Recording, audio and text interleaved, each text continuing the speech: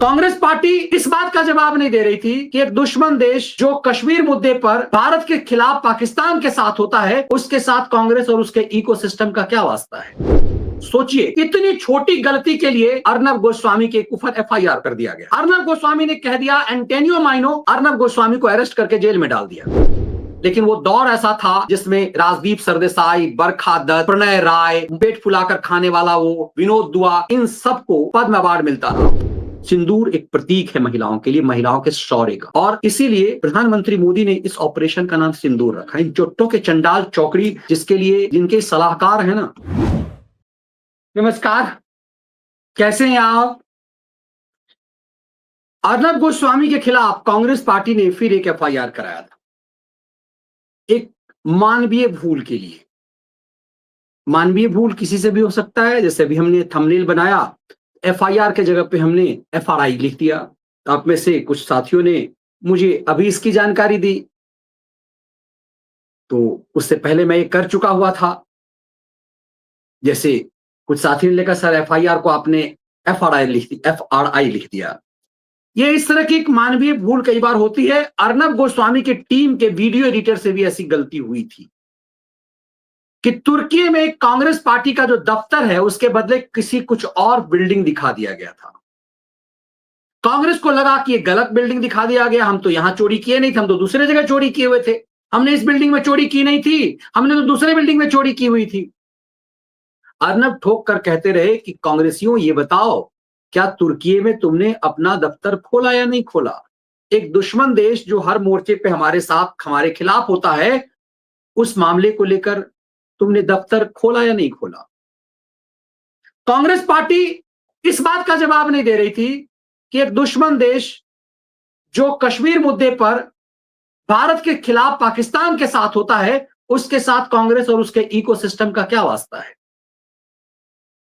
इस मामले में एफआईआर हुई अर्नब गोस्वामी के खिलाफ, उनके टेलीविजन चैनल के खिलाफ, लेकिन 24 घंटे के अंदर कर्नाटक हाईकोर्ट ने कांग्रेस के इस षड्यंत्रपूर्ण एफआईआर को मानने से इनकार कर दिया और कहा कि इस पर कोई भी कार्रवाई अभी नहीं हो सकती।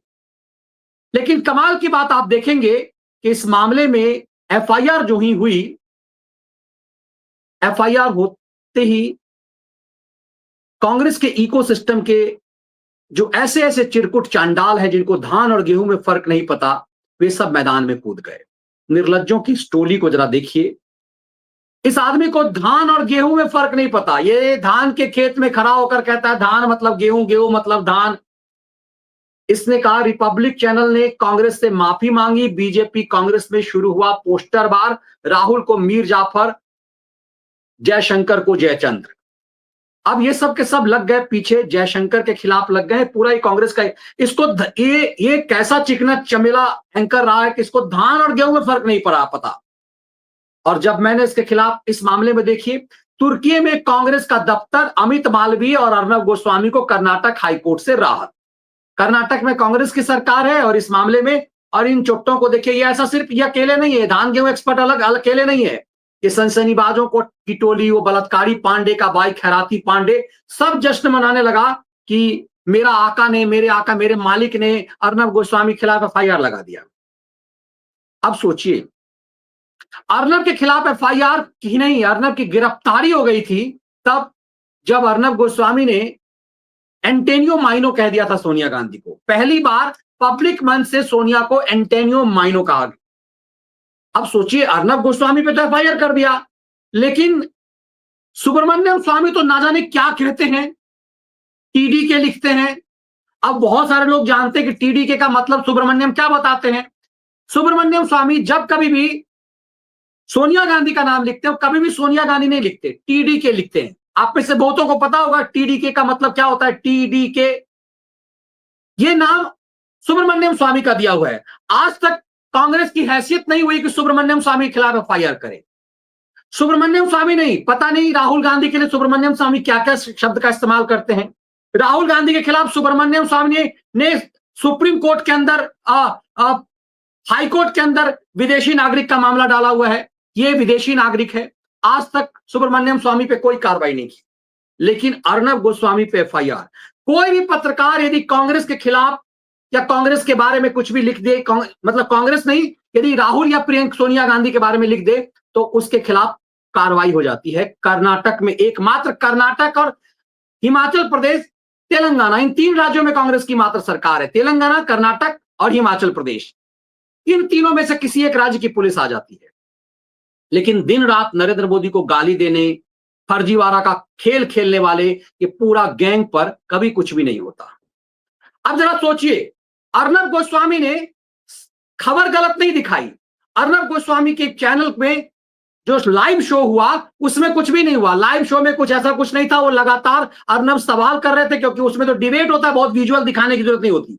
लेकिन उसी प्रोग्राम में के बाद जब ये रिपीट टेलीकास्ट हुआ, उसमें जो पैकेजिंग होती है, उसमें वीडियो एडिटर ने उस मुख्यालय को, जो तुर्की में कांग्रेस का जो कार्यालय है जिस बिल्डिंग में, उसके बदले कोई और बिल्डिंग दिखा दिया, उस पर एफआईआर कर दिया गया। ये मानवीय भूल थी। वीडियो एडिटर से टेलीविजन चैनल में जब मैंने लंबे समय काम किया है, इसका अनुभव समझ सकता हूं कि होता क्या है। सोचिए, इतनी छोटी गलती के लिए अर्नब गोस्वामी के ऊपर एफआईआर कर दिया गया। अर्नब गोस्वामी ने कह दिया, एंटोनियो माइनो अर्नब गोस्वामी को अरेस्ट करके जेल में डाल दिया। दरअसल इस चोर के दाढ़ी में तिनका है। लेकिन यही रवीश कुमार पाड़ा, जिसने दिल्ली दंगा के समय में यूएपीए में देशद्रोह में गिरफ्तार हुआ शाहरुख खान दंगाई, जो पिस्टल लेकर के यूं पुलिस पर ताने हुए था, उसे उसने अनुराग मिश्रा बना दिया। आज तक रवीश कुमार की गिरफ्तारी नहीं हुई है। इसी रवीश कुमार ने देश के वर्तमान गृह मंत्री, तत्कालीन भारतीय राष्ट्रीय जनता पार्टी के अध्यक्ष अमित शाह के खिलाफ फर्जीवाड़ा का जबरदस्त खेल खेला, जज लोया का हत्यारा बता दिया। आज तक इसके ऊपर कोई एफआईआर नहीं हुई। ये दिन रात झूठ का खेला खेलते हैं, यूट्यूब पर फरेब का खेल खेलते हैं, इनको कोई गिरफ्तारी नहीं होती है। इन्हें लगता है कि हमारा आका तो किसी को भी पकड़ सकता है। अर्नब गोस्वामी पर एफआईआर हुई तो 2-2 कौड़ी के टुटपुंज, ये धान गेहूं एक्सपर्ट, सनसनीबाज, ये पाड़ा, ये सब फुदकने लगे। सोचिए कैसी पत्रकारिता करते हैं। आज इसीलिए मुझे लगा कि एक ऐसी पत्रकार, उसी एनडीटीवी चैनल में एक महिला पत्रकार, जिससे मैं खुद भी प्रभावित रहा। उनकी सादगी, उनका पहनावा, उनके बोलने का स्टाइल, भले वो प्रणय जेम्स राय के चैनल में काम करती थी तो निश्चित रूप से कुछ ना कुछ उससे तो प्रभावित होगी ही। आप मालिक से प्रभावित तो होते ही हैं, लेकिन एनडीटीवी में रह करके भी एक महिला अपनी सादगी से, अपने न्यूज पढ़ने के स्टाइल से लोकप्रियता के पीक पर पहुंची।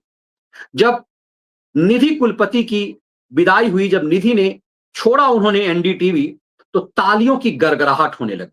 तो मुझे लगा कि क्या ये नसीब हर किसी को होता है क्या? इसी एनडीटीवी से वो पाड़ा भी छोड़ा था, इसी एनडीटीवी से धान गेहूं एक्सपर्ट भी छोड़ा हुआ था। जूते मार के निकाले गए, कुत्ते भी नहीं पूछा, एक शब्द किसी ने नहीं लिखा। एनडीटीवी प्रणय जेम्स राय का चैनल है।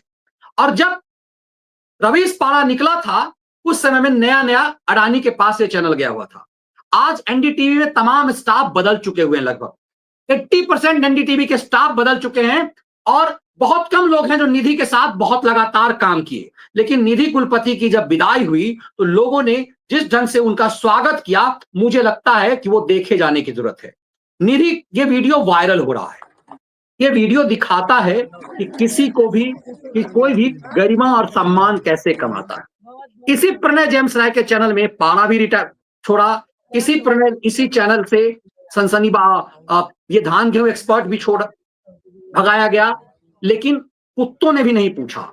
ये फर्क होता है। मुझे लगता है शर्म आनी चाहिए इन लोगों को निधि कुलपति को देख करके। जब निधि की आज विदाई हुई तो लोगों ने तालियों की गड़गड़ाहट से उनका स्वागत किया। जरा देखिए, किसी पत्रकार का ऐसा सम्मान नसीब से किसी को भी मिलता, किसी पत्रकार का किसी को।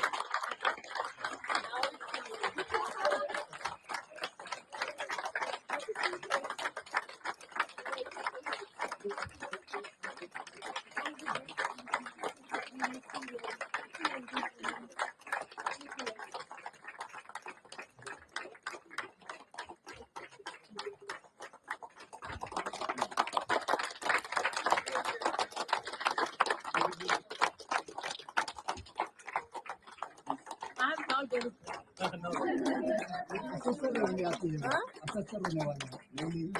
बहुत धन्यवाद सबको एक बार फिर से। निधि एनडीटीवी की पहचान थी और मुझे याद आता है कि जब लोग याद करेंगे निधि के इस बुलेटिन को, अब एनडीटीवी की में कल उनका आखिरी बुलेटिन था 8 बजे। है अब आप मुझे आखिरी बार कह रही हूँ, मेरे साथ इतना ही। एनडीटीवी पर खबरों का सिलसिला जारी रहेगा। नमस्कार। ये मेरा आखिरी बुलेटिन है। अब आप मुझे आगे यहाँ नहीं देखेंगे, तो आखिरी बार कह रही हूँ, मेरे साथ इतना ही। एनडीटीवी पर खबरों का सिलसिला जारी रहेगा। नमस्कार। मेरे साथ इतना ही। एनडीटीवी पर खबरों का सिलसिला जारी रहेगा। मुझे लगता है कि कोई पत्रकार ये कमाई अपनी सालों की तपस्या से करता है और पत्रकारिता मेरे लिए मुझे लगता है कि दुनिया के सबसे सम्माननीय पेशा में है। कुछ चोट्टे चंडालों ने इस साख के पेशे को तबाह कर दिया। जिन लोगों ने गोदी मीडिया शब्द गढ़ा, जीवन भर जो गोदी में रहे सत्ता और सरकार के, उनने गोदी मीडिया शब्द गढ़ दिया। आज की स्थिति यह है, इस सरकार के दौर में मैं भरोसे के साथ कह सकता हूं, इस सरकार के दौर में कोई गोदी में बैठने की हैसियत नहीं रखता। ये इस सरकार के दौर में कोई ऐसा चैनल नहीं है जहां पर सरकार का मंत्रिमंडल तय होता। ये एनडीटीवी प्रणय जेम्स राय का चैनल ही हुआ करता था जहां पर मनमोहन सिंह सरकार के मंत्री तय होते थे। कुछ पत्रकार पैरवी करते थे, तो सोनिया गांधी से मैंने बात कर ली, राहुल गांधी से बात कर ली, और फिर मिनिस्ट्री ए राजा को क्या मिलेगा, कुछ मंत्रालय प्रणय जेम्स राय जैसे लोग तय करते थे। इन दलालों, इन पत्रकारों के माध्यम से कई लोगों को पद्म अवार्ड मिलता था, पत्रकारों को पद्म अवार्ड मिलता था। वैसे अदालत लगाने वाले संपादक को भी बीजेपी सरकार के दौर में पद्म अवार्ड मिला, लेकिन वो अरुण जेटली का दौर था। अरुण जेटली के जाने के बाद अरुण जेटली का प्रेशर निश्चित रूप से मोदी और शाह पे रहा, क्योंकि अरुण जेटली के कुछ एहसान इन दोनों पे रहे। एक वकील के रूप में अरुण जेटली की जो योग्यता थी, एक ऑडिटर के रूप में जो अरुण जेटली की योग्यता थी, वो निश्चित रूप से प्रभावशाली थी। लेकिन इतना जरूर कहा जाएगा कि अरुण जेटली का लुटियन दिल्ली पर कहीं ना कहीं प्रभाव था, और अरुण जेटली, और कहते हैं ना कि चेक एंड बैलेंस का काम अरुण जेटली करते थे। उसकी वजह से अरुण जेटली जब तक थे, धान तो अदालत लगाने वाले संपादक जैसे कुछ पत्रकारों को भी पद्म अवार्ड मिला। लेकिन वो दौर ऐसा था जिसमें राजदीप सरदेसाई, बरखा दत्त, प्रणय राय, पेट फुलाकर खाने वाला वो विनोद दुआ, इन सबको पद्म अवार्ड मिलता रहा। पद्म अवार्ड ना सिर्फ इनको मिलता रहा, इनकी पैरवी से चिरकुटों चंडालों को पद्म अवार्ड मिलता रहा। मोदी के दौर में किसी पत्रकार की पैरवी नहीं चलती। लेकिन षड्यंत्र देखिए, जिन लोगों ने गोदी मीडिया, जो लोग सरकार की गोदी में रहे, जो लोग सरकार के दलाल रहे, सरकार के 2-2 पैक शराब पे जो बिकते रहे, उन सब ने गोदी मीडिया शब्द गढ़ दिया।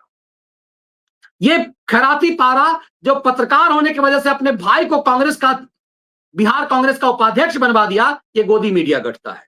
ये सब के सब भारत विरोधी तुर्की में जाकर के खेल करते हैं। ये सनसनीबाज, जिसकी कुल जमा पूंजी एक कांग्रेसी सांसद की पूंछ पकड़कर एक टेलीविजन चैनल का संपादक होने का है, उससे ज्यादा सनसनीबाज की कोई हैसियत नहीं है।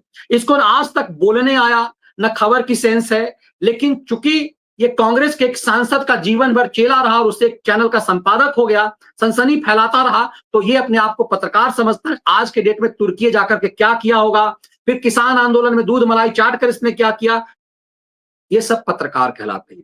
इन सब बड़े बड़े संपादकों ने भी टेलीविजन चैनल छोड़े हैं। हम जैसे लोग तो संपादक नहीं बन पाए।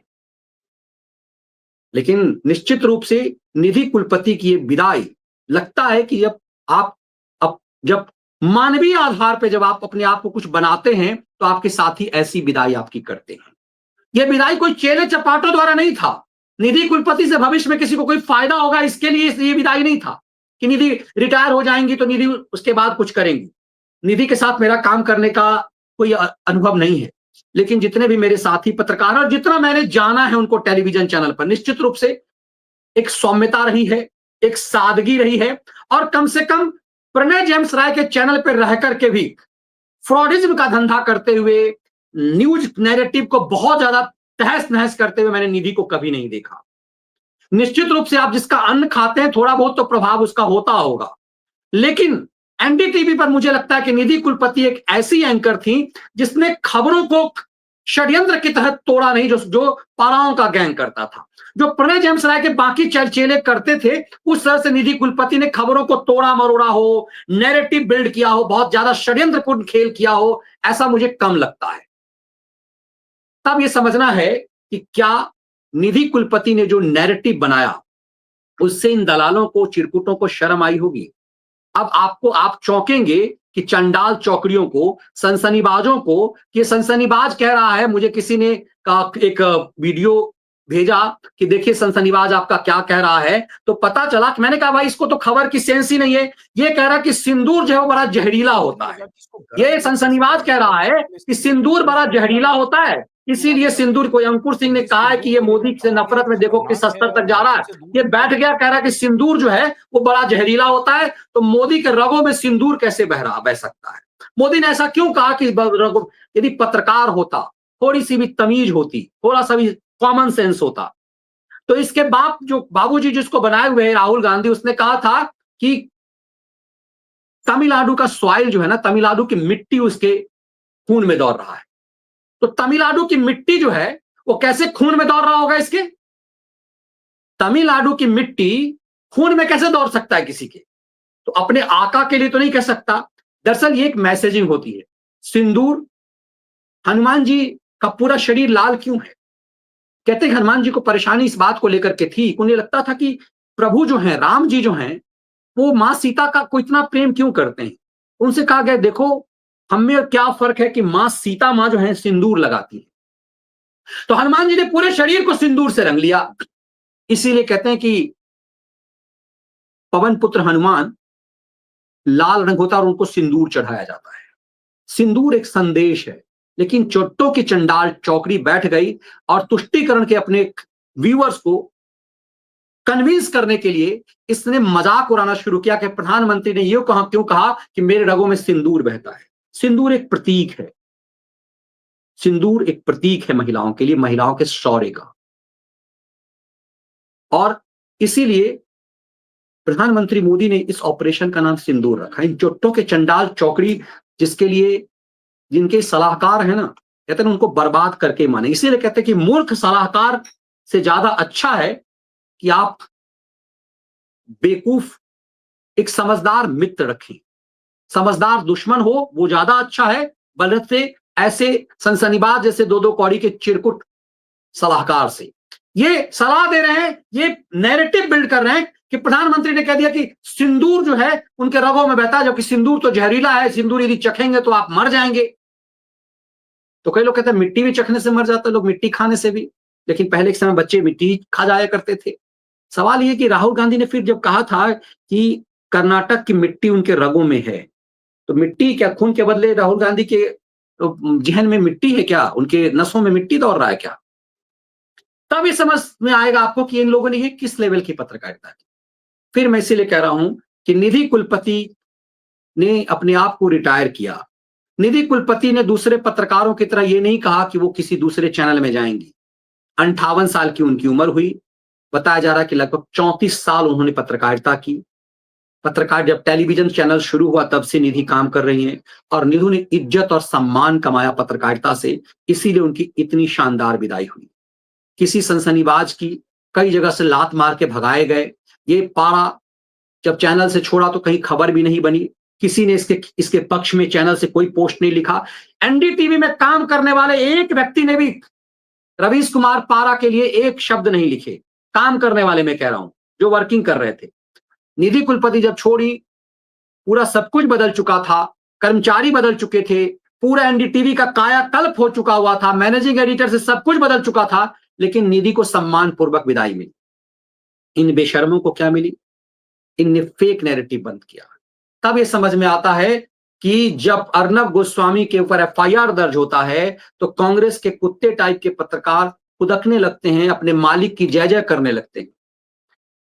उन्हें लगता है कि वो जिसके खिलाफ षड्यंत्र करते हैं, दिन रात ये लोग षड्यंत्र करते हैं मोदी के खिलाफ, लेकिन आज तक इनमें से किसी के खिलाफ कोई कार्रवाई नहीं हुई। दिन रात पारा षड्यंत्र करता है, ये धान गेहूं एक्सपर्ट, ये सनसनीबाज, इतना नाना प्रकार के मोटे मोटे लोग हैं, दुबले पतले, सब ये सब खेल करते रहते हैं, लेकिन किन्हीं के खिलाफ कोई एफआईआर नहीं होती, कोई कार्रवाई नहीं होती। और ये कहते हैं कि अभिव्यक्ति की आजादी। ये देखिए किस तरह से वो 250 किलो के मोटे के साथ बैठ करके राहुल गांधी के चच्चा ने किस तरह का खेल खेला। मोटा अब अस्पताल में भर्ती हो गया। तब ये लगता है कि क्या इन सब के खिलाफ भी इस तरह की कार्रवाई की जरूरत है। लेकिन हाईकोर्ट ने हंटर चला करके, अर्नब गोस्वामी के खिलाफ षड्यंत्र पर हाईकोर्ट ने हंटर चला करके इन सब के फ्रॉड पत्रकारों के ऊपर एक तरह से थूका है। एक नैरेटिव है। उम्मीद की जानी चाहिए कि इस तरह के कांग्रेस के खैरात पर पलने वाले इन खलिहरों को थोड़ी सी शर्म आएगी निधि कुलपति के उस वीडियो को देख करके। उसी एनडीटीवी से पारा भी रिटायर नहीं हुआ, वो रिटायर होने की भी हैसियत चाहिए। इसी एनडीटीवी से पारा निकला, रवीश कुमार पारा। इसी एनडीटीवी से धान गेहूं एक्सपर्ट निकला। एक लोगों ने इन लोगों के पक्ष में कुछ मेल नहीं किया, कोई पोस्ट नहीं डाले। आज समुदाय विशेष के लोगों के नायक बने हुए हैं, फेक नैरेटिव घट रहे हैं। अर्नब के ऊपर एफआईआर हुआ तो जश्न मना रहे थे, लेकिन इसी धान गेहूं एक्सपर्ट के खिलाफ कार्रवाई हुई। न्यूज क्लिक वाले मामले में यह भी फंसा हुआ है। कई सारे अलग अलग तरह के आरोप इसके ऊपर लगते रहे। बेसिक तो मेंटल सोच पे है कि धान और गेहूं में फर्क नहीं, और पत्रकार बन गए। उम्मीद की जानी चाहिए इन सबको थोड़ी सी शर्म आएगी, थोड़ी सी शर्म आएगी।